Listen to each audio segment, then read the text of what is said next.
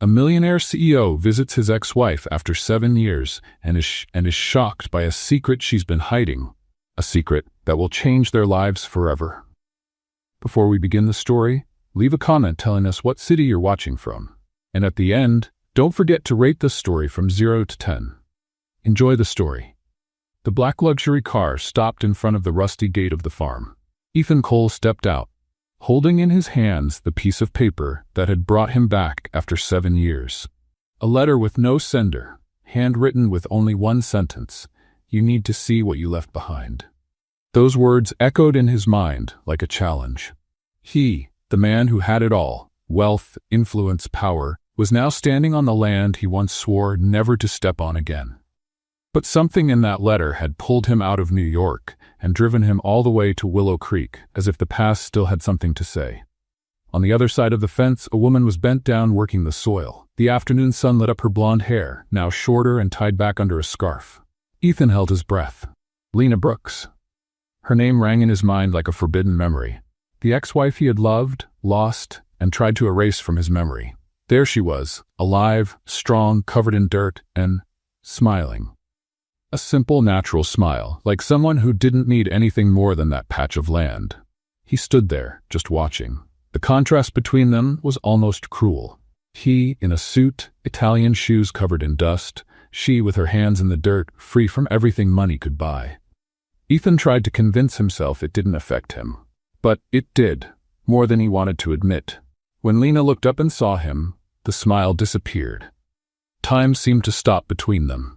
She slowly dropped the shovel, wiping her hands on her jeans. Her voice came out sharp, steady. Well, the city prince is back." Ethan swallowed hard, trying to stay calm. "Hi, Lena. It's been a while.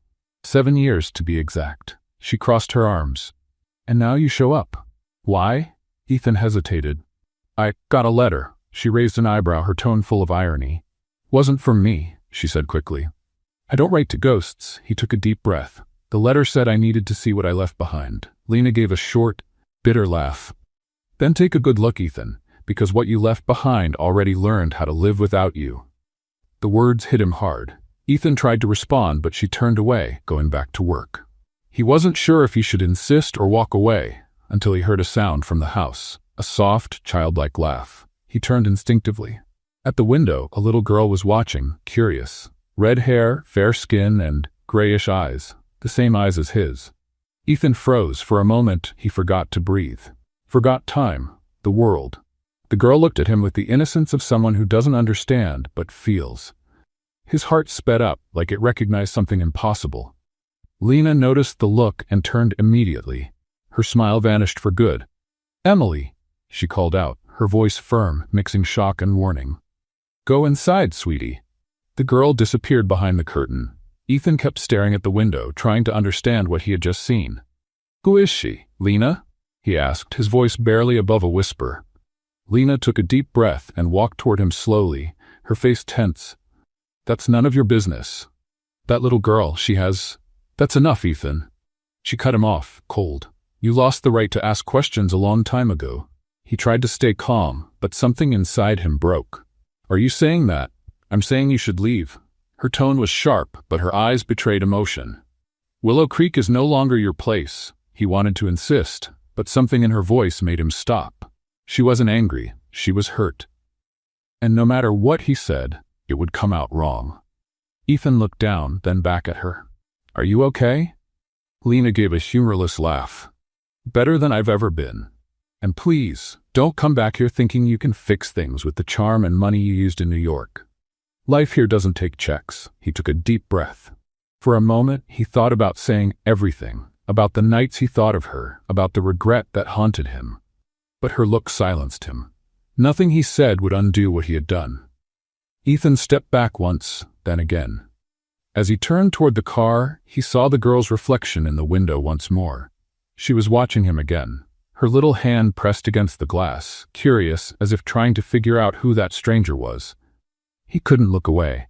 That child felt far too familiar. Something about her shook everything he thought he had buried. Lena, noticing the silence, followed his gaze, and her face hardened. "That conversation, Ethan, will have to wait," he nodded slowly. But inside, the doubt was already burning.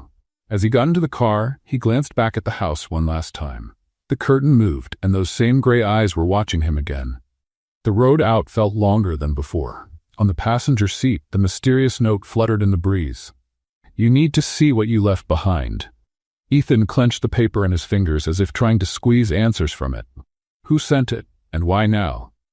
But more than anything, one question wouldn't leave his mind. That little girl. Could it be? For the first time in years, the man who had everything felt afraid of losing what truly mattered, even if he didn't yet know what was still left.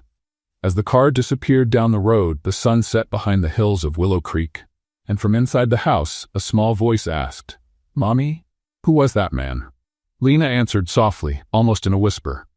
"A ghost, sweetheart. Just a ghost." But deep down she knew. Ghosts only return when something's unfinished. Night fell over Willow Creek like a heavy blanket. Ethan drove through the narrow streets of town, taking in the soft yellow glow of the houses, the quiet movement of people on the sidewalks. Everything there felt frozen in time, exactly as he remembered. The bakery on the corner, the faded sign at the gas station, the little park with the wooden benches where he and Lena used to sit. He gripped the steering wheel tightly. He should have stayed away. Should have ignored that letter and gone on with his life in New York, where everything made sense, where things were predictable and under control. But he couldn't. Not after seeing that girl at the window. Those gray eyes that looked like a mirror of the past. The car stopped in front of the Meadowbrook Inn, a 2-story white building with wooden porches. It was the only place to stay in town, and Ethan knew that.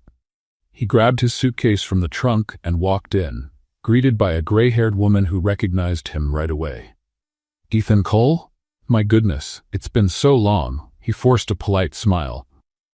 "Good evening, Mrs. Patterson. I need a room for a few days." She looked at him with barely hidden curiosity, but handed him the key without asking questions. As he climbed the creaky stairs, Ethan felt the weight of each step. He was back in the place he swore he'd never set foot in again. And worse, he was there because of a suspicion he couldn't shake. That girl. Emily. Could it be? He dropped his bag on the floor of the simple room and sat on the edge of the bed, holding his head in his hands.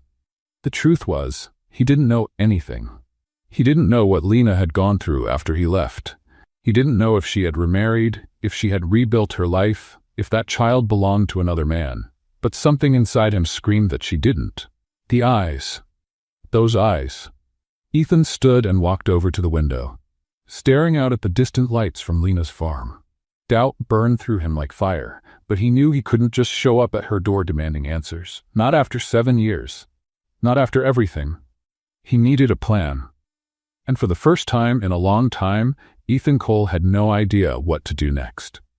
The next morning, the sun rose bright and warm over Willow Creek.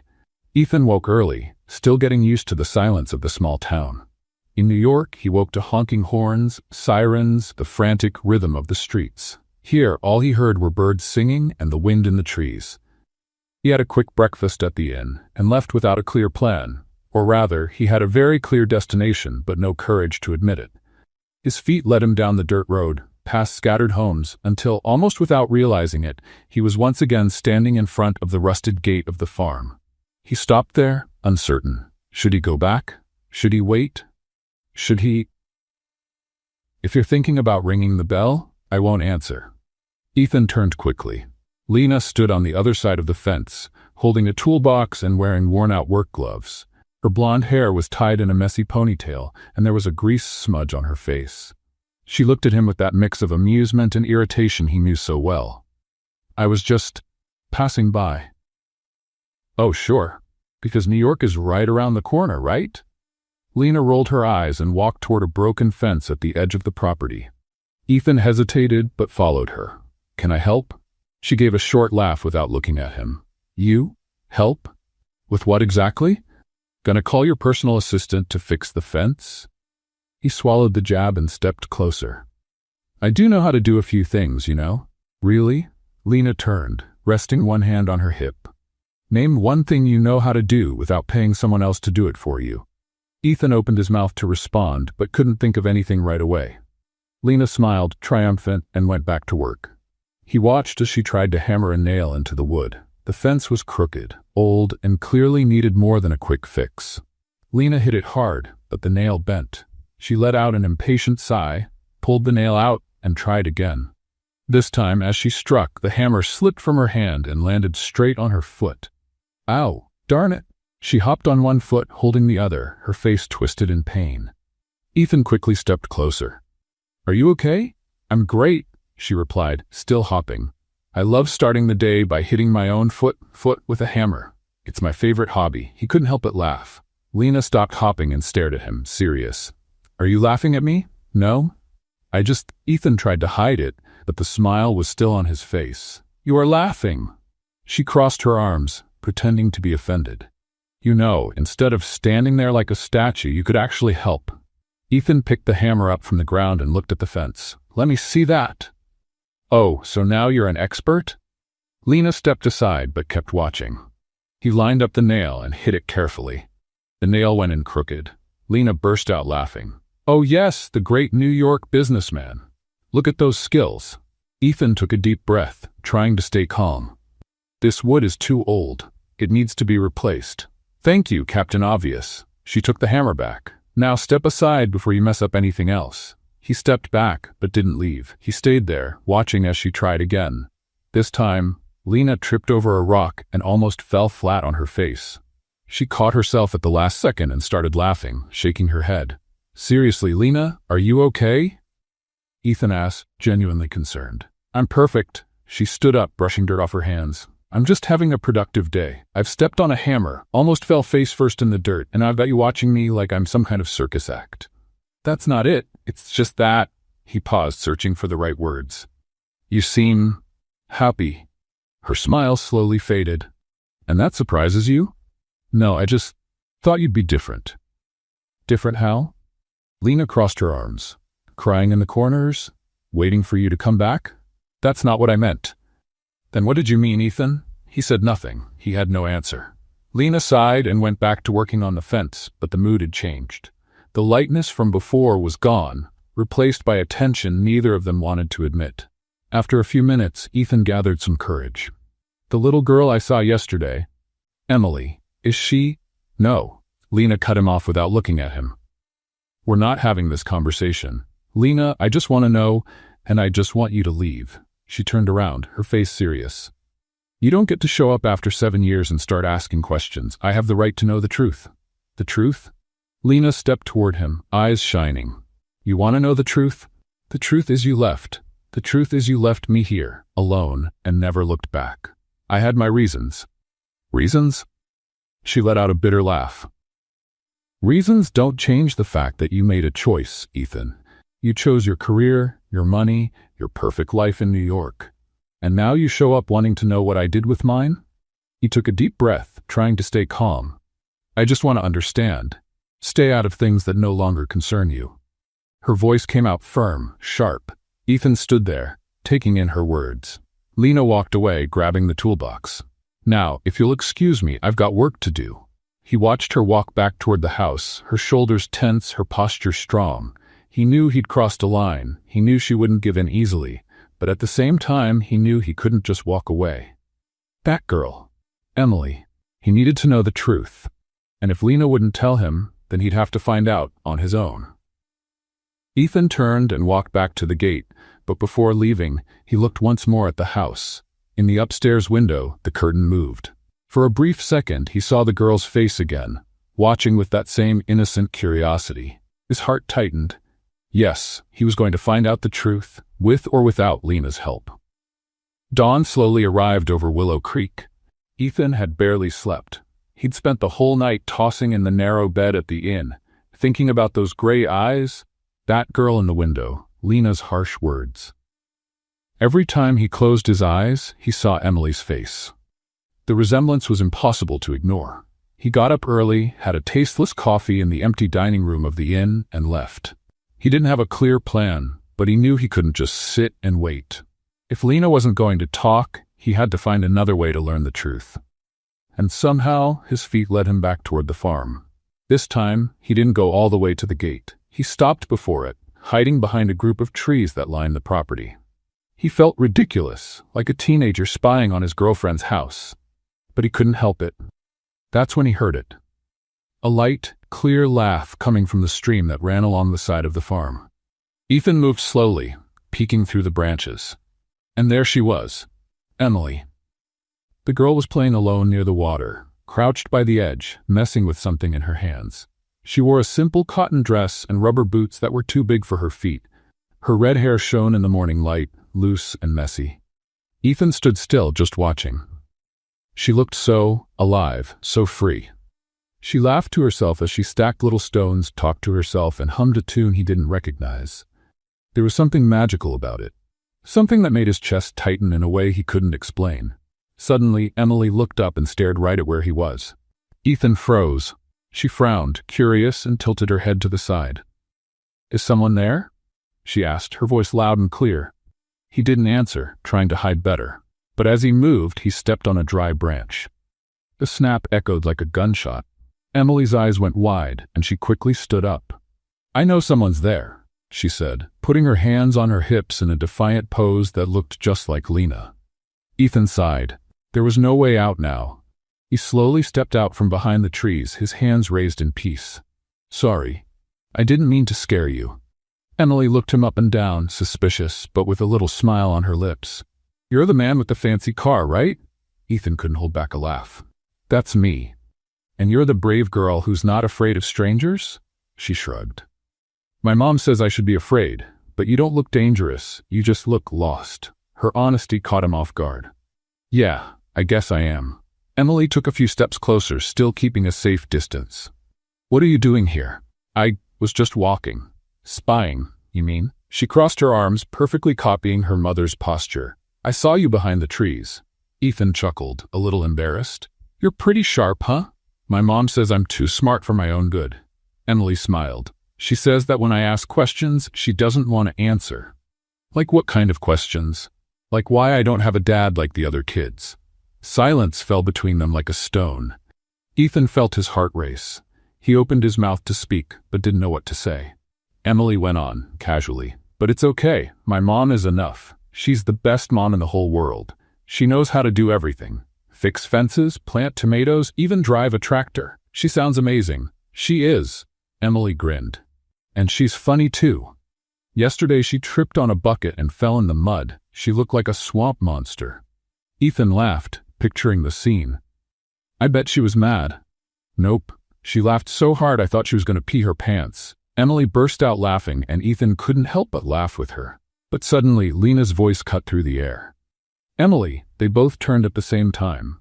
Lena was walking down the dirt path, her face red, eyes shining with anger. "Emily, go inside. Now." The girl looked at Ethan, then at her mom, confused. "But Mom, I was just—" "Now, Emily." Lena's tone left no room for argument. Emily gave Ethan one last look, a mix of curiosity and concern, before running toward the house. When the girl disappeared through the back door, Lena turned to Ethan, her face burning with fury. "What do you think you're doing?"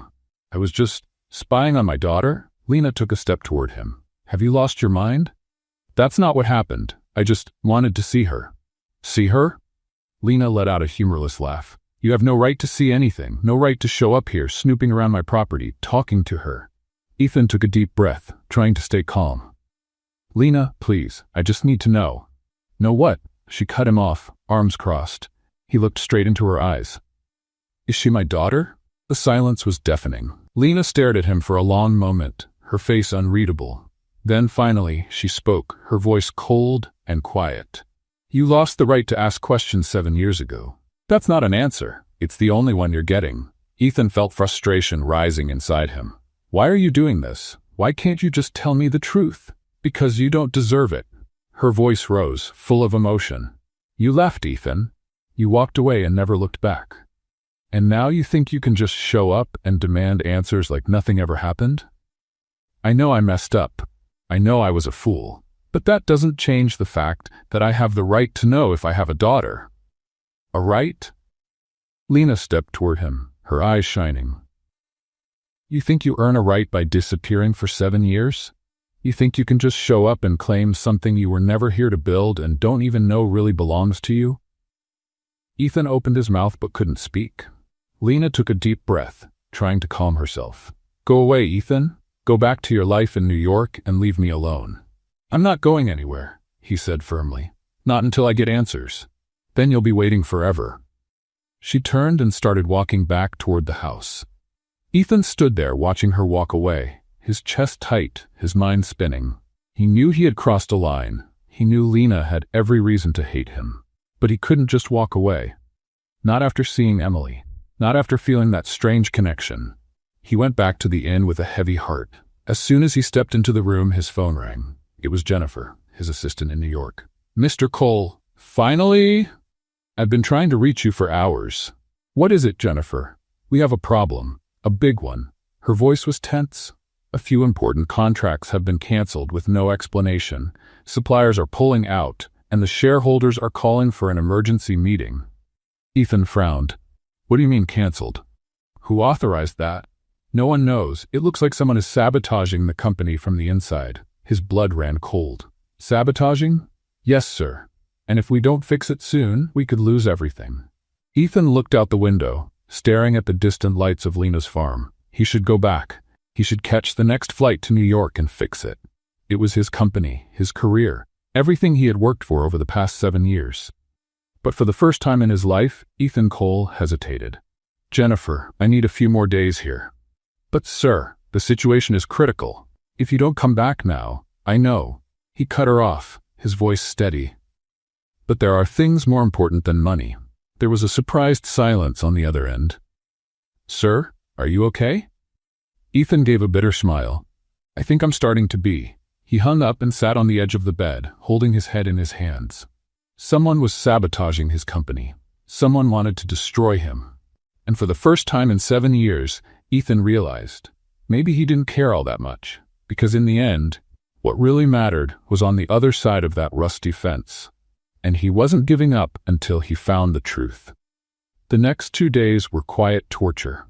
Ethan tried everything to get close to Lena again. He walked by the farm a few times, pretending to just be out for a stroll. He showed up at the local market exactly when he knew she did her shopping. He even chatted with a few locals, hoping to hear something about Emily. But Lena avoided him like the plague. Every time their eyes met, she turned away. When he tried to get close, she just walked off. And with every rejection, Ethan felt his frustration building. Then, on the morning of the 3rd day, everything changed. Ethan was having coffee at the inn when he overheard 2 women talking at the next table. "Did you hear Lena's farm is in trouble?" "In trouble how?" "A big construction company wants to buy her land. They say they're going to turn it all into a fancy housing development." Ethan almost choked on his coffee. "And Lena's going to sell?" "Of course not. You know that woman, stubborn as they come. But they say the company's putting on the pressure, offering big money, and if she doesn't take it, they'll try other ways." Ethan's chest tightened. A construction company trying to buy land in Willow Creek. Aggressive offers. Pressure. It all sounded way too familiar. He picked up his phone and called Jennifer. "I need information. Is the company working on any land deals in Willow Creek?" On the other end, Jennifer hesitated. "Willow Creek? Yes, sir. There's a project in progress. Rural land acquisition for high-end residential development." His blood ran cold. "Who approved that?" "It was signed off 3 months ago before you took over as CEO. The person in charge of the project is Mr. Gregory Hale." Ethan closed his eyes, feeling the weight of it all. Gregory Hale, his former business partner, the man he had replaced as company president after a tough corporate battle. The same man who, apparently, was now sabotaging the company from the inside. And now he had found out that Gregory was trying to buy Lena's farm. It couldn't be a coincidence. He hung up the phone and ran out of the inn. He had to talk to Lena, right now. When he arrived at the farm, he found Lena in the barn, organizing bags of feed. "Lena, we need to talk." She didn't even look at him. "We have nothing to talk about. It's about the construction company, the one trying to buy your land." This time, she stopped. She slowly turned around, her face hardened. "How do you know about that?" "Because the company is mine." The silence that followed was sharp. Lena stared at him, her eyes glowing with anger. Of course it is." She let out a bitter laugh. "I should have known. You didn't come back because of some mystery letter. You came back because you want my farm." "No, Lena, I swear I didn't know." Liar. She threw a bag of feet on the floor. You've always been good at lying, Ethan. Always good at pretending to care while planning your next move. I'm not lying. I just found out. The project was approved before I became CEO. I had no idea that. Oh, how convenient. Lena crossed her arms. And I'm supposed to believe you? After everything? Ethan took a step toward her. Lena, please. I know you have every reason not to trust me. I know I ruined everything between us, but I'm telling you the truth. I didn't come here to take your farm. Then why did you come? He took a deep breath. Because I got a letter, because something pulled me back, and because I saw Emily. The name seemed to echo through the barn. Lena looked away, her jaw tight. Don't do this. I just want the truth, Lena. That's all. The truth. She stepped toward him, her face flushed. The truth is you have no right to show up here and mess up my life again. The truth is I built all of this by myself. Without you, without anyone. And now you think you can just... She waved her arms angrily, not noticing the bucket of mud beside her. Her foot hit the bucket, and in slow motion, the bucket tipped over, spilling mud directly onto Ethan. He stood still, completely covered in thick, smelly brown mud, arms open, his face dripping. Lena's eyes widened, her mouth open in shock. For a second, neither of them moved. Then Lena started laughing. It wasn't a little chuckle. It was a loud, spontaneous laugh that echoed through the whole barn. Oh my gosh! She bent over, laughing so hard she had to hold her stomach. You look like a swamp monster. Ethan looked at himself, still trying to process what had just happened. And, against all odds, he started laughing too. Seriously? He asked, trying to wipe his face. You think this is funny? Very. Lena could barely breathe. Now you're ready for some real work. She walked over, still laughing, and grabbed an old cloth hanging on the wall. Here, before you scare the chickens. Ethan took the cloth and started wiping his face, but the mud was everywhere. This isn't coming off that easy. Welcome to farm life, Mr. Big Shot. Lena smiled, but there was something different in her eyes now. Something lighter. For a moment, the tension between them seemed to fade. Ethan took advantage of it. Lena, I know you don't trust me, and I get it. But I swear I didn't know about the construction company. And I'll do everything I can to stop them from taking this place from you. Her smile slowly faded. Why do you care? He looked straight into her eyes. Because this farm has always been your dream, and because I've already taken too much from you. Lena looked away, biting her lip. You can't fix the past, Ethan. I know, but I can try not to mess up the present. She stayed quiet for a long moment, then sighed. You're all dirty. You'll scare my daughter if she sees you like this. So, can I clean up here? Lena hesitated but eventually nodded. There's a hose outside. Don't use hot water because we don't have any. Ethan smiled. Thanks. She turned to leave but paused at the door. Ethan? Yeah? If you're lying, if you're here to take my farm, I swear I'll make you pay. He nodded, serious. I'm not lying. Lena looked at him one last time before walking out. And for the first time since coming back, Ethan felt like there might still be a chance. Later, back in his room at the inn, Ethan opened his laptop and started digging through company files. He needed to understand exactly what Gregory was planning. He spent hours going through documents, contracts, and emails, and the more he read, the clearer it became. Gregory wasn't just trying to buy Lena's farm. He was using the project as a way to funnel money out of the company. Fake contracts, overpriced payments, deals with phantom suppliers. And if Ethan didn't act, it wouldn't just be Lena who lost everything. He would too. Gregory was playing a much more dangerous game than Ethan had imagined. A game that involved corporate sabotage, fraud, and apparently a personal vendetta. Ethan closed the lap, his heart racing. He had to protect Lena.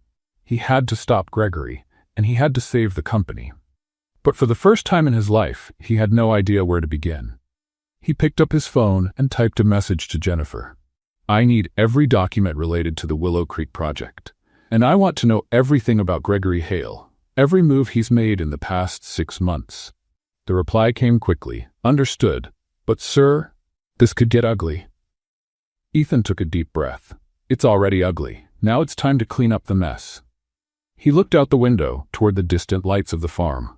Lena was there, probably putting Emily to bed, with no idea that a storm was about to crash down on her. And this time, Ethan was determined to be her shield. Even if it meant losing everything, Ethan woke up early, determined. If Lena wouldn't accept his help directly, he'd find another way. And the perfect opportunity came when Mrs. Patterson mentioned over breakfast that it was market day in town. Lena always goes, sells veggies from the farm. Poor thing, she hauls everything by herself. Ethan didn't think twice. He threw on a plain shirt, jeans, and headed straight to the town square, where colorful stalls were set up under old trees. The air was filled with the smell of fresh bread, fruit, and flowers. There was live music, kids running around, and people chatting everywhere. And there was Lena. She was setting up her stall in the corner of the square, arranging boxes of tomatoes, lettuce, carrots, and other vegetables. She wore a light cotton shirt, jeans, and her hair was tied back in a ponytail. She looked tired but determined. Ethan walked up slowly. "Need a hand?" Lena looked up and nearly dropped a box of tomatoes. "You again? Good morning to you too." He smiled. "Ethan, I already told you I don't need your help. I know, but I'm offering it anyway." She looked him over, suspicious.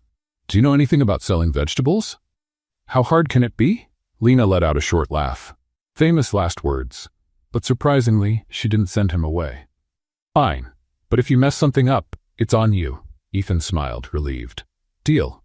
Half an hour later, Ethan was already regretting it. The first customer was a sweet older lady who asked for 3 ripe tomatoes. "Sure." Ethan grabbed the first ones he saw and put them in a bag.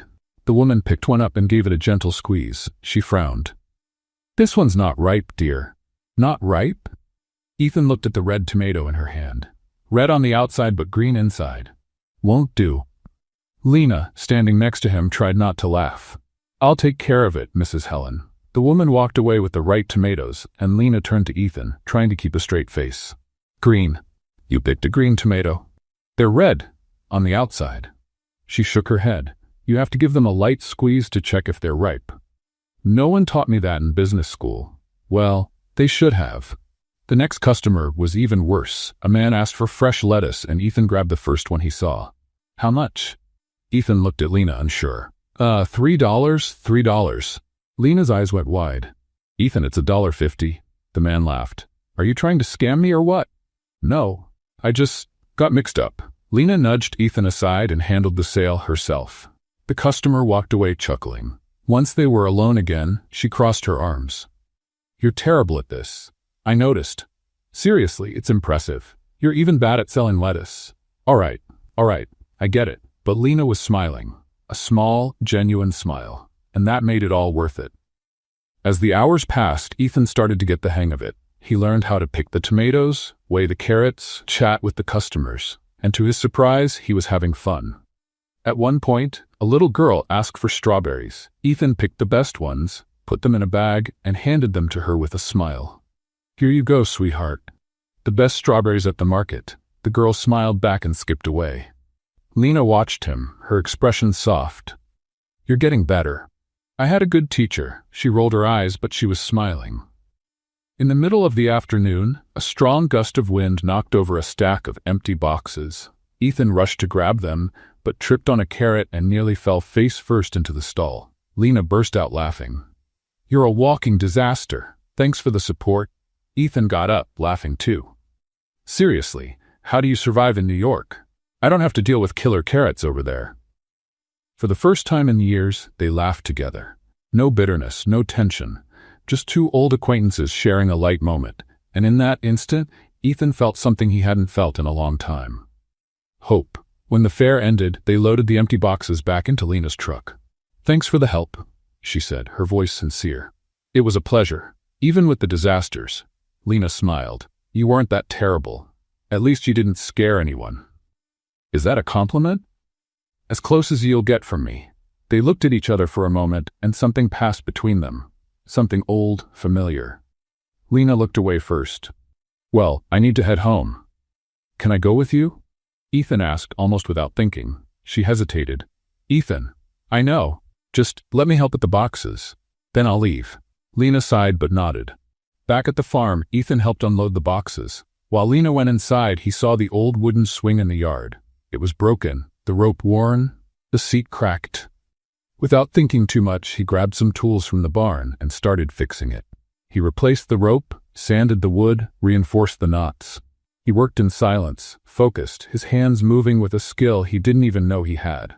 Lena stepped onto the porch, watching from a distance. "What are you doing?" "Fixing it." He tested the swing, which was now steady. "Remember?" She stayed quiet. Of course she remembered. That swing was where they used to sit years ago, dreaming about the future. Talking about the farm they'd have one day, the kids they'd raise, the simple life they'd build together. Lena slowly came down the steps, still unsure. "Why did you do this?" "Because it was broken. And because I wanted to."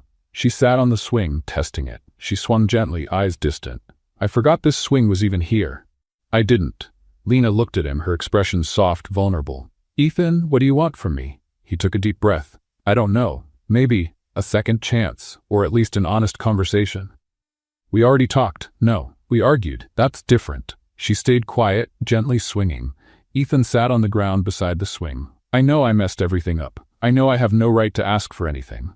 But I miss this. I miss us." Lena looked away, her eyes teary. "Don't do this. I'm sorry. I just needed to say it." She stood up quickly, wiping her eyes. "It's getting late. You should go." Ethan stood up too, but hesitated. "Lena, it's already dark, and the inn is far. Would it be okay if I stayed here tonight?" She looked at him, surprised. "Here? On the couch, or anywhere. I promise I won't bother you." Lena crossed her arms, thinking, "It's not a good idea." "I know, but it's really late," she sighed, giving in. "Fine, but just for tonight. And you sleep in the guest room." "Thank you." Lena set up a small room at the back of the house. It was simple, with a twin bed, a nightstand, and a window facing the yard. "Clean sheets are over there. Bathrooms down the hall. And keep it quiet. Emily's asleep." "Got it." She was about to leave but stopped at the door. "Ethan?" "Yes? Thank you. For today, it was nice having company." He smiled. "It was nice for me too." When Lena left, Ethan sat on the bed, still processing the day. He picked up his phone to check his messages. There was a new one, from an unknown number. He opened it, and his blood ran cold. "If you keep digging, you'll lose the company and the family you think you still have." Ethan read the message 3 times, his heart racing. Who had sent it? Gregory? And what did it mean? The family you think you still have? Was it about Emily? He looked toward the closed door, thinking of Lena sleeping in the next room, and Emily upstairs. Someone was threatening everything he was trying to rebuild.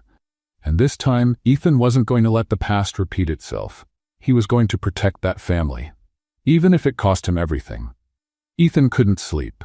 The anonymous message echoed in his mind like a dark warning. He lay on the narrow bed, staring at the ceiling, trying to figure out who had sent it and what exactly it meant. It had to be Gregory. It had to be. But how did he know Ethan was in Willow Creek? How did he know about Emily? The questions kept piling up, without answers. Then he heard the first thunder. The sound echoed through the house, loud and threatening. Ethan got up and went to the window. The sky, once full of stars, was now covered in heavy, dark clouds. The wind had picked up, shaking the trees. A storm was coming. And judging by those clouds, it was going to be a big one. The second thunder was even louder. Ethan heard hurried footsteps in the hallway. It was Lena, coming down the stairs quickly. He opened the bedroom door. "Lena?" She stopped, surprised to see him awake. "The storm's getting bad. I need to protect the animals." "Let me help." "Ethan, you don't have to." Another thunderclap tore through the air, followed by a flash of lightning that lit everything up for a second. Lena looked out the window, and her expression changed. "All right, let's go. Hurry." They both ran out of the house. The rain started falling the moment they stepped into the yard, heavy, cold drops that quickly turned into a violent downpour. "The horses!" Lena shouted, running toward the stable. Ethan followed her, shielding his face from the rain. Inside the stable, the 2 horses neighed nervously, spooked by the thunder. Lena moved closer, speaking softly, trying to calm them. "Easy, easy. It's all right." Ethan helped close the doors and reinforce the locks. The rain pounded the roof, and the wind howled outside. "Oh my God, the chickens!" Lena suddenly remembered. "I forgot the chickens!" She ran back into the rain before Ethan could stop her. He went after her. The chicken coop was on the other side of the yard. Lena got there first, opened the little door, and tried to count the birds in the middle of the chaos. "3 are missing," she shouted, her voice nearly drowned out by the storm. "Lena, I'll find them." Ethan searched the area soaked, looking for the runaway chickens. He found one hiding under a bush, another behind a barrel, and the third trying to take shelter under the truck. He gathered all three and brought them back to Lena, who put them inside the coop and locked it up. Done. Now. Lightning split the sky and struck the barn. The flash was so bright it blinded them for a second. The sound, deafening. When their vision cleared, there was fire. Flames were spreading fast across the barn's roof, driven by the wind. No, no, no, Lena screamed, running toward the fire. Lena, wait, don't go. But she was already there, grabbing buckets, filling them with water from the hose, throwing it at the flames. Ethan ran to help. The two of them fought the fire under the pouring rain, a scene of pure chaos. The flames held on, stubborn, fed by dry wood. But the rain helped too, putting out the smaller patches. Ethan climbed a ladder, pouring water directly on the roof. Lena shouted instructions, directing the effort. It took nearly half an hour, but they managed to get the fire under control.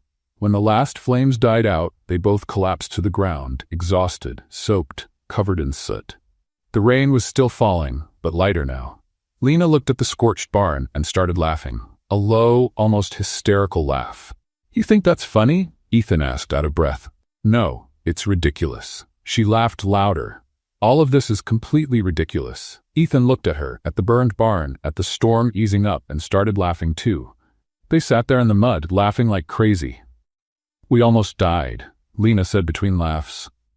And you're laughing about it, because if I don't laugh, I'll cry. Ethan looked at her, his smile slowly fading. Hey, it's okay. The barn can be fixed. Lena stopped laughing. Her face turned serious. It's not just the barn, Ethan. It's everything. It's this farm, this life. It's you being back here, messing things up again. I loved you more than I should have. Her voice was low, full of emotion. I loved you so much I forgot to love myself. And you didn't even care. You left. Ethan felt his chest tighten. I did care. I always cared. Then why did you leave? Because I was an idiot. Because I thought money and success were more important than you. And I've spent the last 7 years realizing how wrong I was. Lena looked away, the rain mixing with the tears on her face. I never stopped thinking about you. Ethan went on. I never stopped regretting it. And now, seeing you here, seeing everything you've built on your own, I see how much I lost. Lena stayed silent for a long moment. Then she slowly stood up. But now it's too late for regrets, Ethan. And she walked away, leaving him there, alone in the rain. When the sun came up, the damage was clear. Part of the crops had been destroyed by the flood. The water had washed away whole rows of vegetables, leaving behind only mud and ripped-up plants. Lena was standing in the middle of the garden, trying to save what she could. Her face pale, eyes red, hands shaking. Ethan walked up slowly. Let me help. You don't need to, Lena, please. She turned to him, her face shut tight. You don't get it, Ethan. That harvest was all I had. It was going to pay the bills for the next few months. And now I've got nothing. I can get you financial support. I can bring in new equipment, seeds. No, she cut him off, furious. I don't want charity. It's not charity, it's help. It's the same thing. Lena shouted. You always tried to fix everything with money, Ethan. You always thought you could buy your way out. But some things can't be bought. I just want to help. Then leave me alone. Tears were streaming down her face. Let me deal with this my own way. She went back to digging in the mud, desperate. Ethan stood there, helpless. That's when he heard Emily's voice. Mommy? They both turned around. Emily was on the porch, pale and shaking. Mommy, I don't feel good, and she fainted. Lena got there first, catching Emily in her arms. Emily, baby, wake up, please. The girl was burning up. Oh my God, she has a fever. Lena shouted, panicked. Let's get her to the hospital, now. Ethan ran to the truck. Lena carried Emily, who woke up confused, softly moaning. Ethan drove faster than ever, hands tight on the wheel. At the hospital, a nurse took Emily right in to be examined. Lena followed, holding her daughter's hand, whispering comforting words. Ethan waited in the hallway, pacing nervously, heart racing. Half an hour later, the doctor came out. The girl has a respiratory infection. Probably from the rain and cold, but nothing serious. We'll treat her and she'll be fine. Lena sighed in relief. Can I see her? Of course, she's asking for you. Lena went into the room and Ethan followed. Emily was lying in bed, pale but awake. Hi, Mommy. Her voice was weak. Hi, sweetheart. How are you feeling? tired. The doctor checked the chart and looked at Ethan. "You're the child's father, right?" The silence hit like a bomb. Ethan looked at Lena, Lena looked at Emily, and said nothing. The doctor noticed the tension and quietly stepped out. Ethan stood by the bed looking at Emily. "Hi, little one. Hi, man with the fancy car." She gave a faint smile. He smiled back, but his eyes were full of tears. Lena watched, torn. There was something in the way Ethan looked at Emily. Something real. Something that reminded her of the man she once loved. Hours later, Emily slept peacefully, sedated. Lena and Ethan sat in chairs outside the room. The hallway was empty, quiet. "Lena," Ethan finally spoke. "I need to know the truth." She stayed silent. "Please, just tell me." Lena took a deep breath, eyes fixed on the floor. "You want answers after 7 years? A little late for that. I know, but I'm asking anyway." She looked at him, eyes shining. "Yes, Emily is your daughter." Time stopped. Ethan felt his knees go weak. I wrote letters." Lena continued, her voice trembling. "I sent you letters telling you, but they all came back. You disappeared. My family's lawyers." Ethan tried to explain. "They cut me off from everything, blocked my contacts, controlled my mail. Convenient, isn't it?" Lena interrupted, the irony heavy with sadness. "It wasn't convenient, it was a nightmare." Lena looked away. "When you left, I was 2 months pregnant. I didn't know. I only found out because I started getting really sick." Ethan looked at her, hanging on every word. "And it wasn't just one baby, it was twins, a boy and a girl." His heart stopped. "Twins?" Lena nodded, tears starting to fall. "The pregnancy was awful. I couldn't do anything. I had to stay in bed, and I had no one to help me. Until my neighbor showed up, a kind woman who took care of me. But even then I had to work. I had to buy things for the babies." Ethan held his breath. "The delivery, it was awful." Lena sobbed. "It lasted hours, and when they were finally born, the boy, he didn't make it. He died during birth." "Lena?" Ethan whispered, tears rolling down his face. "Only Emily survived." Lena was crying openly now. "And I was alone, trying to raise my daughter, trying not to think about the son I lost, trying not to hate you for not being there." Ethan stepped closer and hugged her. She resisted for a second, then gave in, crying on his shoulder. "I'm so sorry," he whispered. "I'm so sorry, Lena. If I had known, but you didn't know. And I went through all of it alone. I know, and I can never fix that, but I swear I'll spend the rest of my life trying." Lena pulled away, wiping her eyes. "I don't know if I can forgive you, Ethan. I understand." The doctor came down the hall. "Emily's doing well, but I'll keep her under observation tonight, just to be safe." Lena nodded. "Thank you, doctor." When the doctor left, they went back into the room. Emily was sleeping peacefully, her face calm. Ethan pulled up a chair and sat by the bed. "I'm staying, all night." Lena looked at him, surprised. "You don't have to. I need to. She's my daughter, and I've already lost too much time." Lena stayed quiet, then sat down in the other chair. And the two of them spent the night there, side by side, watching over the little girl who connected them. The soft morning light came in through the hospital windows. Lena woke up with a sore neck, still sitting in the uncomfortable chair next to Emily's bed. The girl was sleeping peacefully, her breathing calm and steady. The IV dripped slowly beside her. Lena rubbed her eyes and looked to the other side. Ethan was sleeping too, his head resting against the wall, arms crossed. He looked exhausted, but he had stayed there all night. Something stirred inside her. An old memory of when he used to do this. Stay by her side, protect her, be the man she could count on. But that was a long time ago. Ethan's phone buzzed on the table next to him, lighting up the screen. Lena saw it by accident. The message was visible. "Urgent. Emergency meeting tomorrow. If you don't come back now, we lose everything. Gregory has taken control. Jennifer." Lena felt a tightness in her chest. Of course, New York. The company is real world. Ethan woke up from the vibration and quickly grabbed his phone. He read the message and closed his eyes like he was fighting something inside. "Trouble?" Lena asked, her voice cold. He looked at her, surprised she was awake. "Yeah, it's from the company." "Sounds serious." Ethan sighed, running a hand through his hair. "It is. Very serious." Lena looked away. "So you're leaving?" "No. I don't know. I need to think." "You don't need to think, Ethan. You've always known what choice you'd make." He said nothing. The doctor came in at that moment, smiling. "Good morning. I'm here to check on little Emily." He examined the girl, who slowly opened her eyes, blinking. "Hi, Mommy?" Her voice was stronger this time. "Hi, sweetheart. How are you feeling?" "Better. I'm just hungry." The doctor laughed. "That's a very good sign.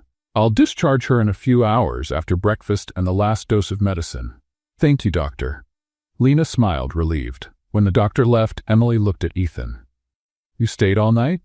"I did." "Why?" Ethan hesitated, looking at Lena, who was also waiting for the answer. "Because I wanted to make sure you were okay." Emily smiled. "You're nice." "So are you." Lena felt something break inside her. The way Ethan looked at Emily, the tenderness in his eyes, it was real, not an act. But it didn't change the fact that he was going to leave. He always left. A few hours later, Emily was discharged. They drove back to the farm in silence. Lena at the wheel, Emily dozing in the back seat, Ethan staring out the window. When they arrived, Lena helped Emily inside and tucked her into bed to rest. Ethan stayed in the living room, looking around. The simple house, the old furniture, the photos on the wall, everything there had been built with love and sacrifice. Lena came down the stairs and found him standing in front of an old picture of the two of them, taken years ago, smiling by the creek. "I couldn't throw it away," she said softly, "no matter how hard I tried." Ethan turned to her. "Lena, I need to tell you something." She crossed her arms, bracing herself. "They're pressuring me to go back to New York. The situation is critical. If I don't go, I could lose everything." "Then go." "I will, but I'll fix things quickly and come back. I promise." Lena let out a humorless laugh. "You always say that. This time it's different." "Is it?" She looked at him. "Because I've heard this story before, Ethan. You always say you'll come back, always say it's just a quick trip, and then I will come back." He insisted, holding her shoulders. "I have a daughter here, I have you. I have real reasons to come back. You had reasons before too, and you still left." He opened his mouth but couldn't say anything. Lena stepped away. "Go, Ethan. Go back to your life in New York. I won't stop you. Lena, just don't make promises you can't keep. Not in front of Emily." She went upstairs, leaving him alone. Ethan stood there, torn between two worlds. And for the first time in his life, he didn't know which one to choose. 2 hours later, Ethan was packing his bags at the inn. Jennifer had already booked the flight. He was leaving that afternoon. But something was eating away at him. Lena was right. He always said he'd come back. And he never did. Would this time really be different? He picked up his phone and typed a message to Lena. "I'll come back. This time, it's a real promise." But he erased it before sending. Words didn't mean anything. Not anymore. He needed to prove it with actions. Back at the farm, Emily woke up and came downstairs. "Mommy, where's Ethan?" Lena was in the kitchen, pretending to be okay. "He had to go back to New York, sweetheart. But he's coming back, right?" Lena hesitated. "I don't know, honey." Emily frowned. "But I liked him. I know. You liked him too, didn't you?" Lena sighed. "It's complicated." Emily crossed her arms, perfectly imitating her mother. Grown-ups always say things are complicated when they don't want to explain. Lena couldn't hold back a smile. "When did you get so clever?" "I've always been. You just didn't notice." Back in New York, Ethan buried himself in work. The emergency meeting was tense. Gregory had gathered allies and was trying to push him out of the presidency. The shareholders were nervous, canceled contracts were piling up, and the losses kept growing. Ethan fought back. He argued, negotiated, used every corporate skill he had. But somewhere in the middle of the fight, he realized something strange. He didn't care anymore, not in the same way. The numbers on the screen, the profit charts, the million-dollar deals, they all felt empty.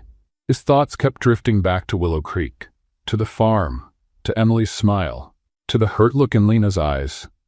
For the first time, money didn't seem to matter. A week went by. Ethan managed to stabilize the company for now, but things were far from over.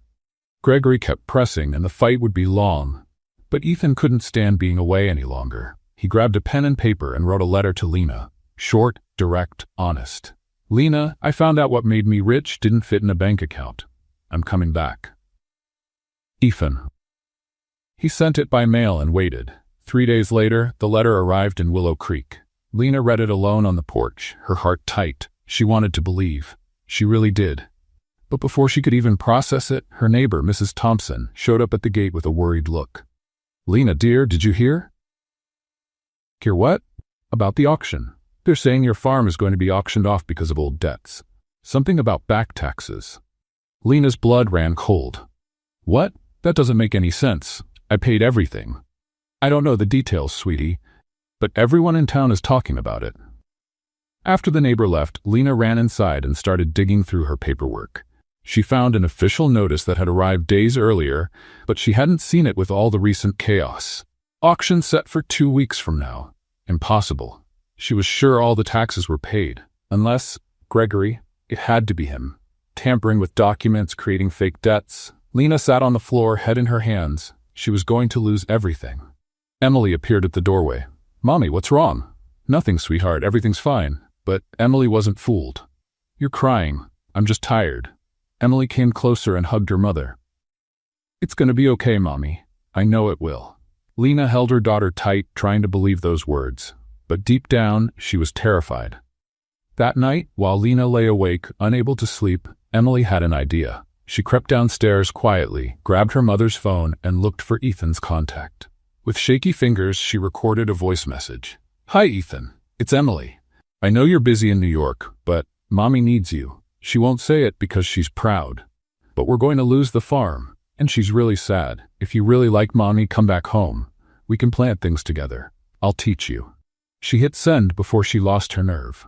Then deleted the sent message and put the phone back. She went back upstairs and got into bed, praying that Ethan would hear it and come back. Because even though she was just a child, Emily knew one thing. Her mom needed that man. And maybe, just maybe, he needed them too. It was 3 in the morning in New York when Ethan's phone buzzed. He was in his office, alone, surrounded by documents and spreadsheets. Another sleepless night trying to save a company that felt less and less worth saving. He picked up the phone distractedly, expecting another urgent message from Jennifer. But it was a voice message, from a number in Willow Creek. He frowned and pressed play. The voice that came through was small, sweet, and a little unsure. Hi, Ethan, it's Emily. His heart stopped. I know you're busy in New York, but Mommy needs you. She won't say it because she's proud, but we're going to lose the farm. And she's really sad. Ethan's chest tightened. If you really like Mommy, come back home. We can plant things together. I'll teach you. The message ended. Ethan stood still, holding the phone, feeling something break open inside him. That voice, those words. His daughter, asking him to come back, offering to teach him how to plant. Suddenly, all the contracts, all the deals, all the money in the world meant nothing. He grabbed the phone and called Jennifer. Mr. Cole? It's 3 in the morning. I need information, now, about the Willow Creek project. Check if there's been any recent activity related to property auctions. On the other end, Jennifer yawned but started typing. Let me see. Yes. There's an auction order for the property registered under Lena Brooks, delinquent tax debts. The auction is scheduled for 10 days from now. Who filed the order? It was... Wait, this is strange. The order came from a subsidiary of our company, authorized by Gregory Hale. Ethan clenched his fists. That bastard. Sir? Schedule a meeting with Gregory Hale, tomorrow morning. First, sir, he won't. I'm not asking, Jennifer. Just schedule it. He hung up and looked out the window at the lights of the city that never sleeps. Gregory was using the company to destroy Lena. He was manipulating documents, creating fake debts, doing everything to force the auction of the farm. But Ethan wasn't going to let that happen. Not this time.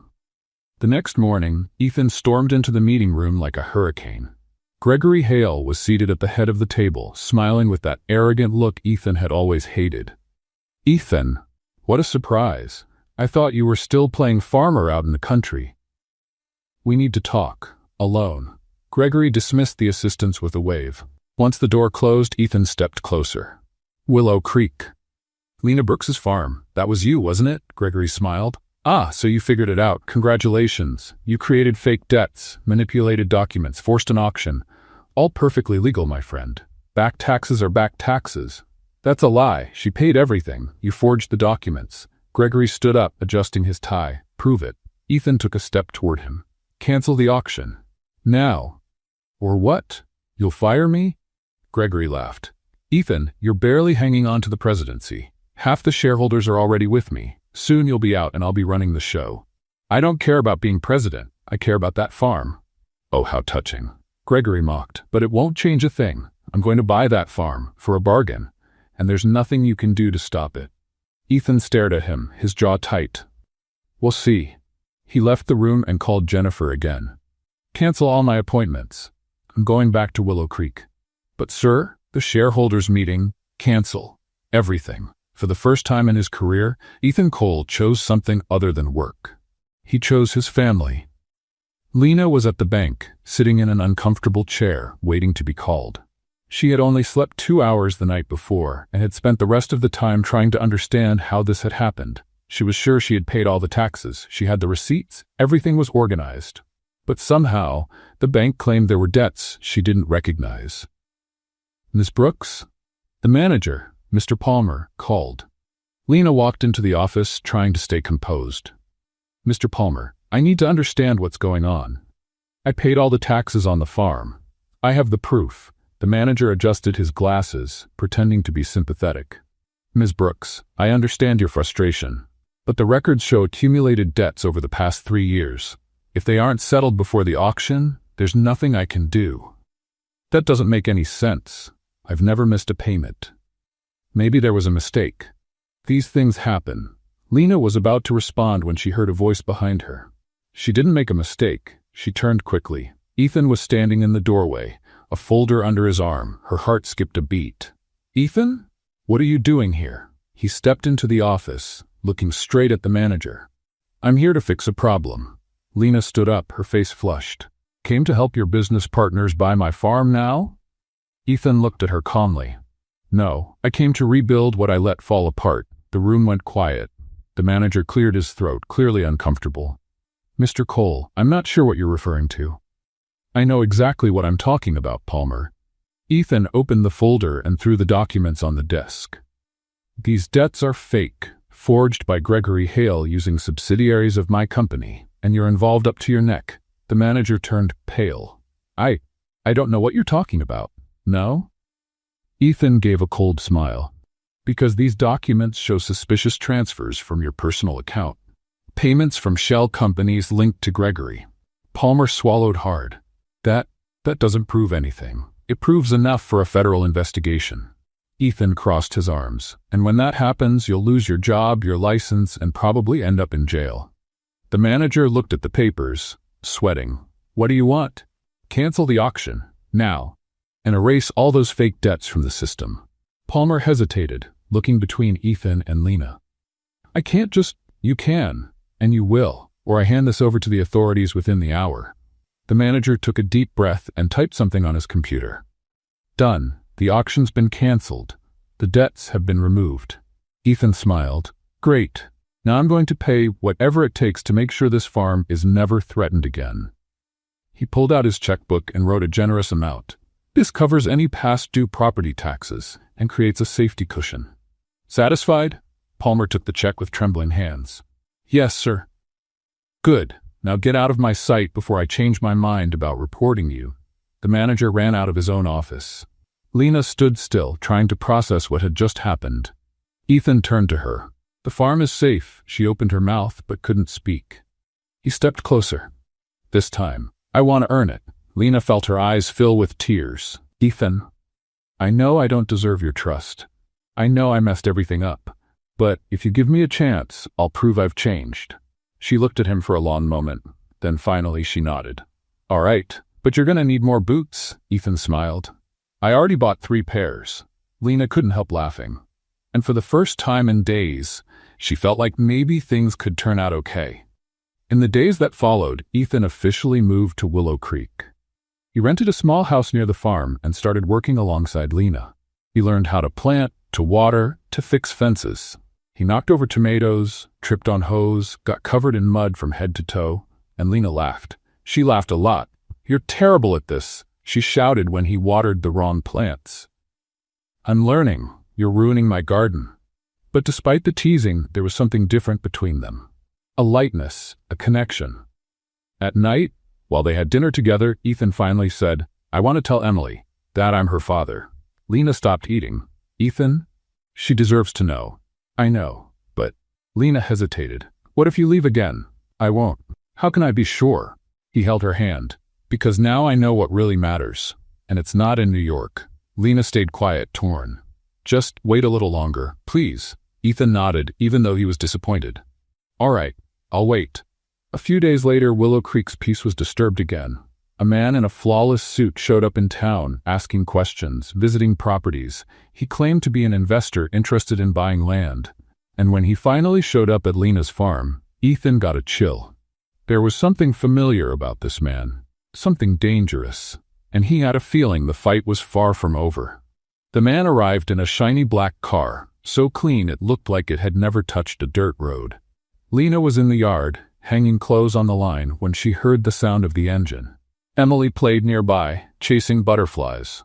The man got out of the car with careful movements. A perfect gray suit, Italian shoes that gleamed in the sun, hair neatly combed. He smiled with the kind of smile salesmen use, polite but empty. Good morning, he waved.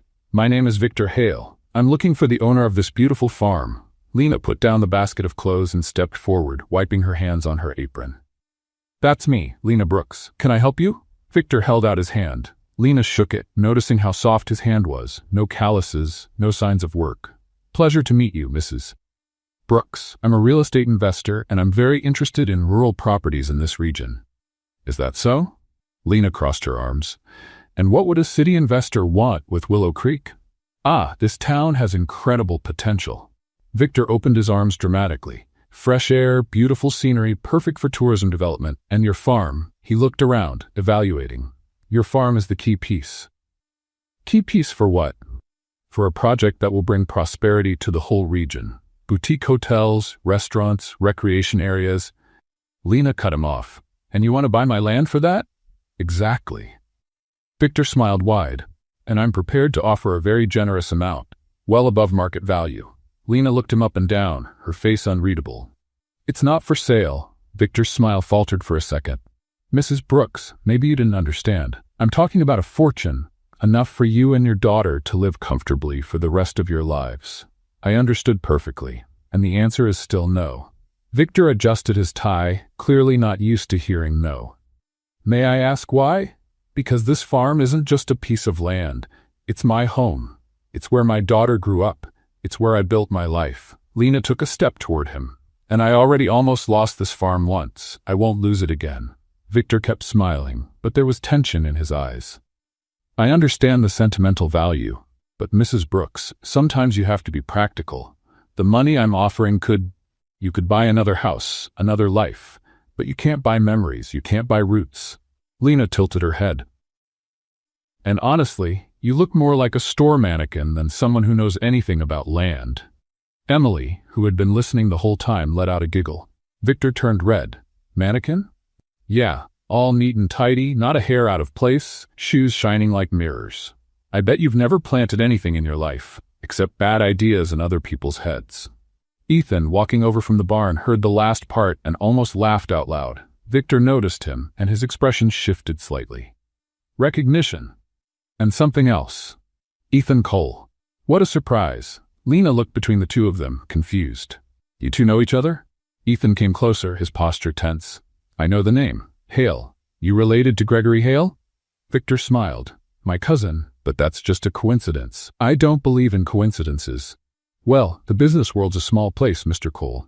Victor turned back to Lena.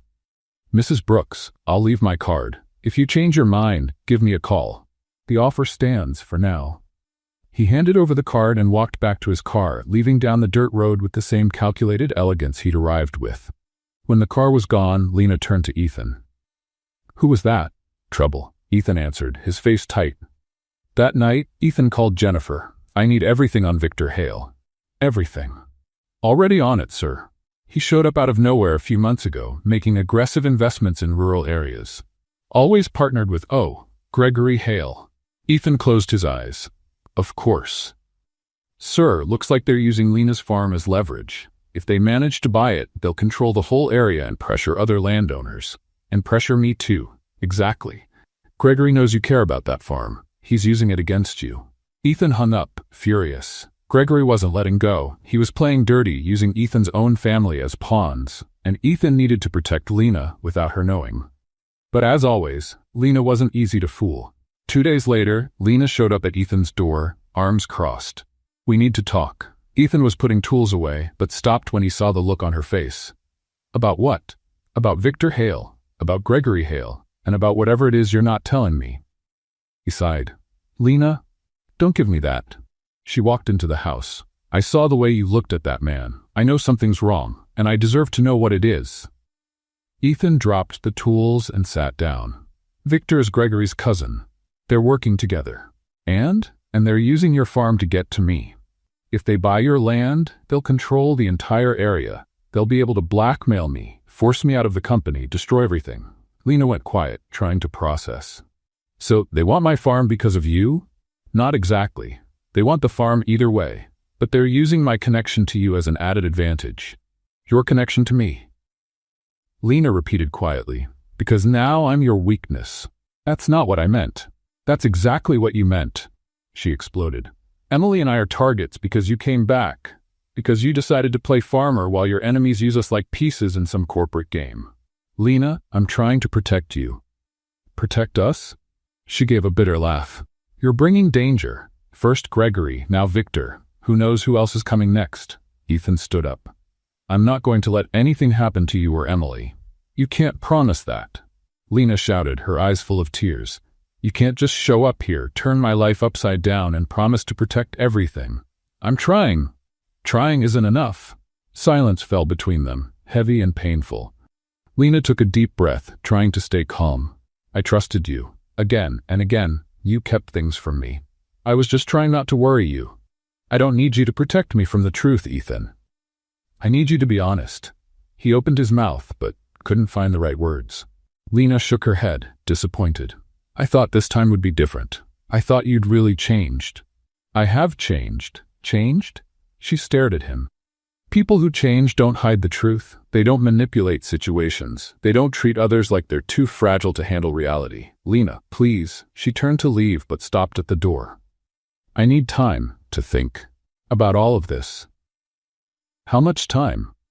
I don't know. She looked back at him, her eyes tired. I just know I can't keep doing this. Always waiting for the next secret you're hiding from me. And she walked out, leaving Ethan alone again. He sat down, head in his hands. He had messed everything up, again. He tried to protect Lena by hiding the truth, but only ended up pushing her away again. And for the first time, Ethan wondered if he really deserved a second chance. Or if he was just meant to ruin everything he touched. Lena didn't sleep that night. She sat on the porch, staring at the stars, trying to sort out her thoughts.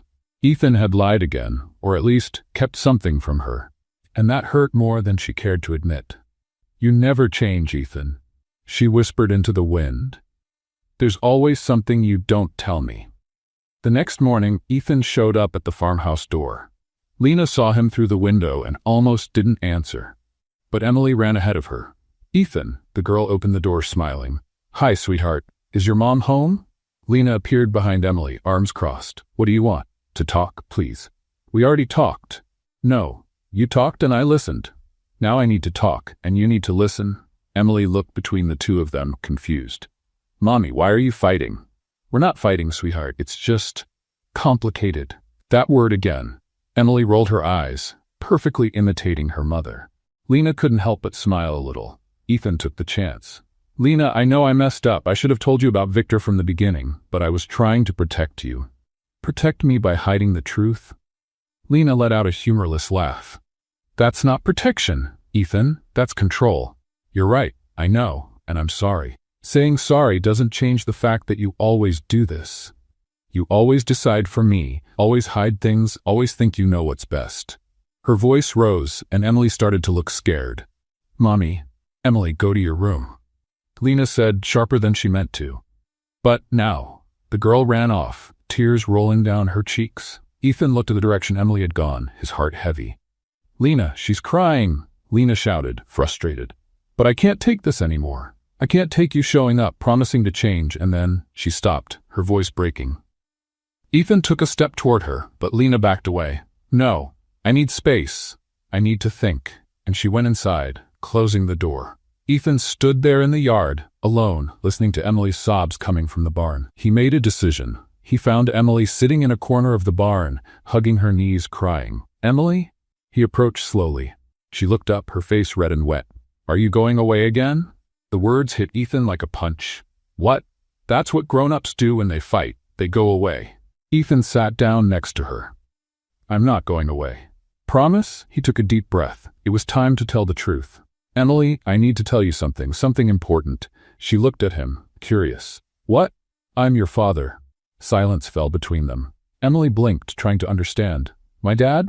Yes. When I left a long time ago, I didn't know you existed. I didn't know your mom was pregnant. If I had known, I never would have left.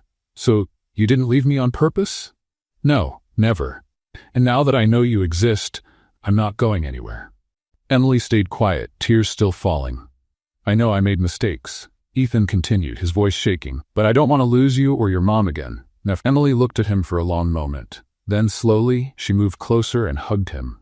Ethan hugged her back, and finally let his own tears fall. I always wanted a dad, Emily whispered. And I always wanted a daughter, I just didn't know. They stayed there, holding each other, until Emily finally pulled back. Can we tell Mommy? She already knows, but maybe we can tell her again, together. Emily nodded and took his hand. They walked back to the house together. Lena was in the kitchen, wiping her eyes when she saw the two of them walk in holding hands. Her heart tightened. Mommy, Emily said seriously. Ethan told me that he's my dad. Lena looked at Ethan, surprised. Emily, it's okay, Mommy. The girl smiled. I understand, and I'm happy. Lena knelt down and hugged her daughter. Are you sure? I'm sure. Emily pulled back. And I think you should forgive him too. He looks really sorry.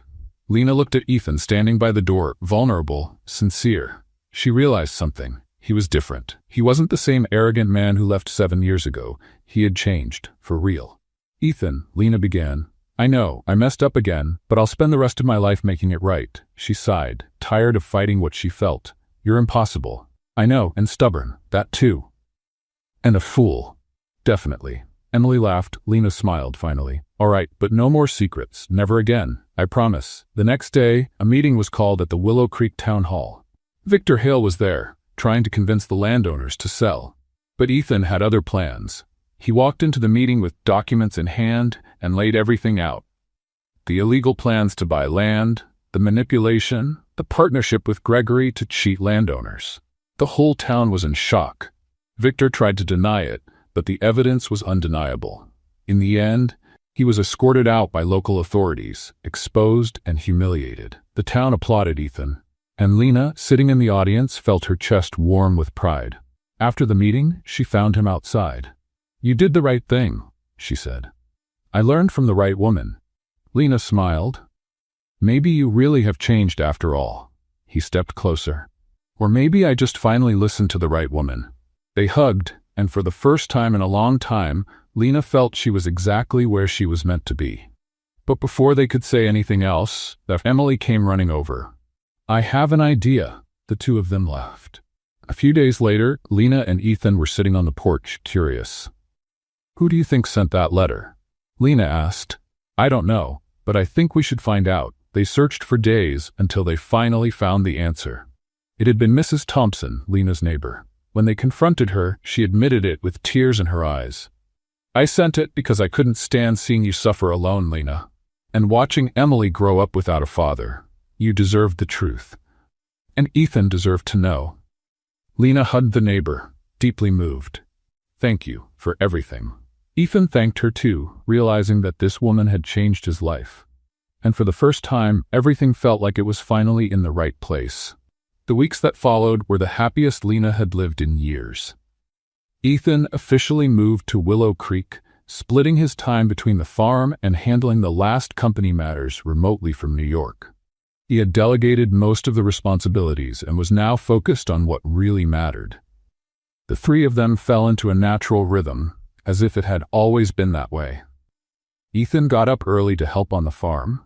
Emily patiently taught him how to plant like a 7-year-old teacher, and Lena laughed at all his mistakes. And there were still plenty. That Friday night, the three of them sat down for dinner in the kitchen.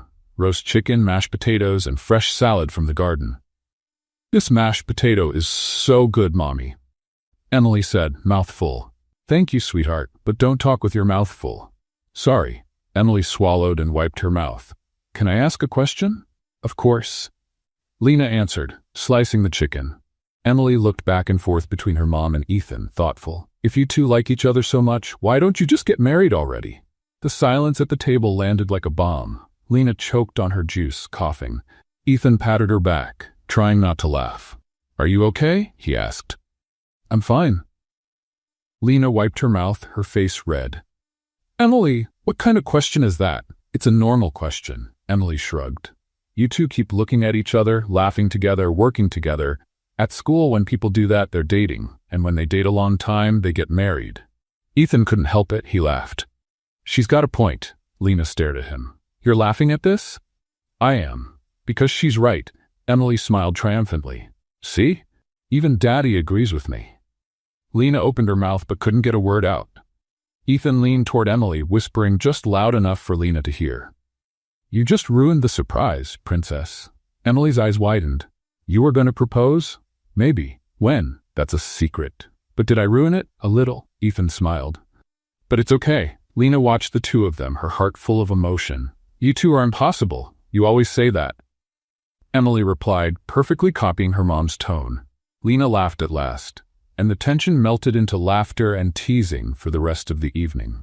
In the days that followed, the relationship between Lena and Ethan blossomed in a way neither of them had expected. They worked side by side on the farm, argued over silly things, made up laughing, and slowly remembered why they had fallen in love all those years ago. One afternoon, while fixing a fence together, Lena dropped the hammer on her foot again. Ouch! Why does this always happen to me? Ethan laughed. Because you're distracted. I am not distracted. The hammer's just sneaky. Sure, it's always the hammer's fault. Lena tossed a small rock at him, laughing. He dodged it and chased her around the yard. Emily watched from the porch, smiling. You two look like kids, and you look like a grown-up. Lena shouted back, still running. Ethan caught up to her and grabbed her by the waist, spinning her around. Put me down, she laughed, out of breath. Only if you promise to stop throwing rocks at me. Never. They fell into the grass, laughing like two teenagers in love. Emily ran down and jumped on top of them. Group hug? And there they stayed, the three of them lying in the grass, looking up at the blue sky. One Saturday afternoon, Ethan asked Lena to sit with him on the porch. The sun was setting, painting the sky orange and pink. What is it? Lena asked, curious. Ethan took a deep breath. There's something I want to ask you. You're sounding serious. Yeah, kind of. He stood up and, to her surprise, got down on one knee. Lena's eyes went wide. Ethan, what are you doing? He pulled a small box from his pocket and opened it, revealing a simple gold ring with a small stone. Lena Brooks, he began, his voice trembling a little. I messed everything up once. I left when I should have stayed. I left you alone when I should have been by your side, but you gave me a second chance, and I promise I won't waste it. Lena felt tears welling up in her eyes. Can I finally be your home, stand by your side forever, until we grow old together? She let out a teary laugh, wiping her eyes. Only if you promise to never run from the rain again. Ethan smiled. I promise. I'll face every storm by your side. Then yes, 1,000 times yes. He slid the ring onto her finger and pulled her into a kiss. From the window, Emily shouted. Finally. They pulled apart, laughing. Emily ran out to the porch and jumped into their arms. We're getting married. We're getting married. Lena hugged her daughter and Ethan, feeling like everything was finally where it belonged. The next month was a whirlwind of preparations. Lena insisted on a simple wedding, right there on the farm, with just close friends and neighbors. Emily helped pick the flowers, the decorations, and insisted on being the flower girl. I'm going to toss petals, she announced proudly. Are you going to toss petals, or toss them at someone? Lena asked, suspicious. I'll toss them gently. I promise. Ethan helped wherever he could, but mostly he was in awe watching Lena plan everything with so much care. The day before the wedding, while Lena was finishing the last details, the mailman arrived with a letter. She grabbed it absent-mindedly, but stopped when she saw the sender, New York. The seal was from a law office. Lena opened it slowly, reading the contents. Her face went pale. Ethan, who was outside, noticed the change. Lena, what is it? She looked up, the letter trembling in her hands. It's about the company. About Gregory. What about it? Lena handed him the letter, and Ethan felt his blood run cold as he read. Ethan read the letter twice, trying to process what it said. The company had been sold. All of his shares, all of his rights, everything transferred to an investment fund for an impressive amount, and a significant portion of the profits had already been deposited into an account under the name of Lena's farm. Lena looked at him, confused. "Ethan, what does this mean?" He took a deep breath. "It means I sold my share of the company." "You what?" "I sold it 2 weeks ago. Before Gregory could push me out, I sold everything, and I deposited half the profits into the farm's account." Lena was speechless. "Why?" Ethan took her hands. "Because I don't want that life anymore. I don't want New York or meetings or corporate games. I want this. I want you, Emily, the farm. I want Willow Creek to be our future, not just my past." Tears filled Lena's eyes. "But that was everything you built." "No, this is everything I built." He pointed around at the farm, the house. "The rest was just money, and money doesn't make a family." Lena hugged him tightly. "You're impossible." "I know, but now I'm your impossible." She laughed through her tears. Forever. The wedding day dawned bright and sunny. The farm was decorated in a simple, beautiful way. Wildflowers, white ribbons tied to trees, wooden chairs lined up in the yard. The whole town showed up. Mrs. Patterson was crying in the front row. Mrs. Thompson was helping with the last-minute details. Neighbors, friends, even the corner store owner was there. Ethan waited at the small makeshift altar, wearing jeans, a white shirt, and the same old work hat he used in the fields. Jennifer, his former assistant, had flown in from New York to be there. "Never thought I'd see the day you traded a suit for a farmer's hat," she joked. "Me neither. But here I am." The music began. Emily came out first, wearing a simple pink dress, tossing flower petals along the path. She took the job very seriously, spreading the petals with mathematical precision. Ethan smiled, touched, and then Lena appeared. She wore a simple white cotton dress that reached her knees. On her feet, brown work boots. Ethan let out a joyful laugh. Lena walked up, smiling. "What, you thought I'd wear high heels on the grass? I wouldn't expect anything less from you." She took his hand, and together they stood in front of the pastor. The ceremony was simple, short, and full of emotion. When it came time for the vows, Ethan spoke first. "Lena, I spent years thinking I knew what I wanted. Success, money, power. But when I came back here and saw you again, I realized I was wrong. What I really wanted was you. This life. And I promised to spend every day proving I deserved to be by your side." Lena wiped her eyes and answered, "Ethan, you left me. You hurt me, but you also taught me to be strong. And now that you're back, you've shown me it's possible to forgive. I promise to build this life with you, with patience, with love, and with a few arguments along the way." The guests laughed. The pastor smiled. "I now pronounce you husband and wife. You may kiss the bride." Ethan pulled Lena into a kiss, and the whole town applauded.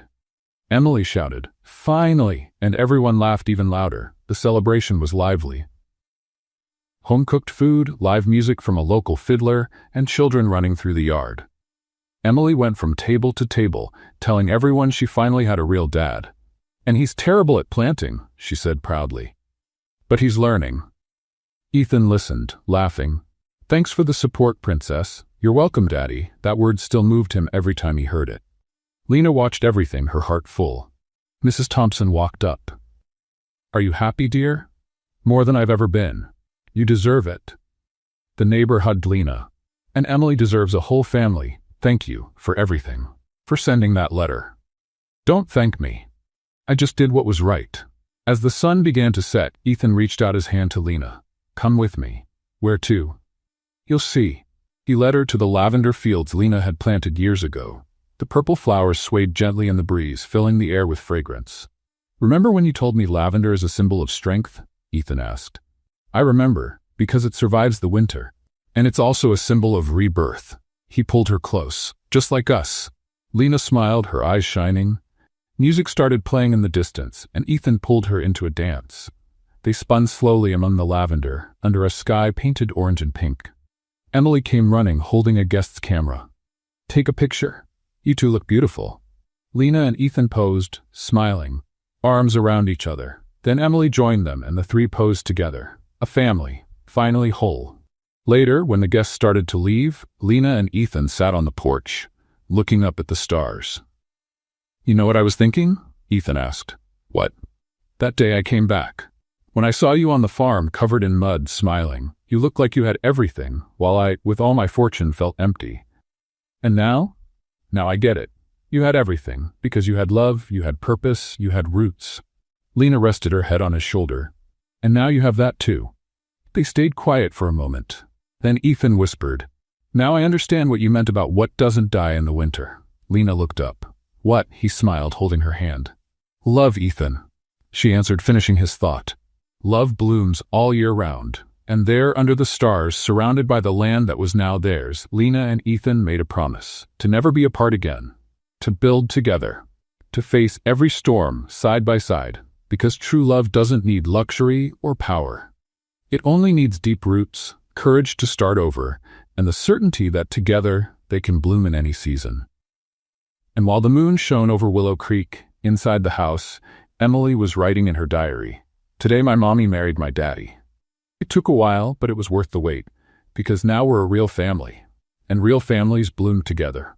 She closed the notebook, smiled, and went to sleep, dreaming of gardens, laughter, and a future filled with love. What did you think of Lena and Ethan's story? Leave your thoughts in the comments. Rate this story from 0 to 10. What score would you give it? Subscribe to the channel and hit the bell to follow all our stories, and be sure to check out more emotional stories by clicking right here on the final screen.